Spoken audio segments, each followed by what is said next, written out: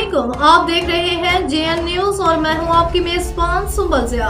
Bulletin का बाकायदा आगाज करते हैं और शामिल करते हैं अब तक की अहम तरीन खबरें। बहावलपुर फारूकबह से मौजा दाऊदपुरा के मलिक वलीद गड्डन भारी अक्सरियत से मौजा के नंबरदार मुंतखब हो गए। तफसील के मुताबिक नंबरदार मलिक अजमल गड्डन मरहूम के बड़े बेटे मलिक वलीद गड्डन भारी अक्सरियत से नंबरदार मुंतखब हो गए। असिस्टेंट कमिश्नर खैर कोटामे वाली की निगरानी में यूसी गड्डन में इंतखाब हुआ, जिसमें 2 उम्मीदवार सामने आए।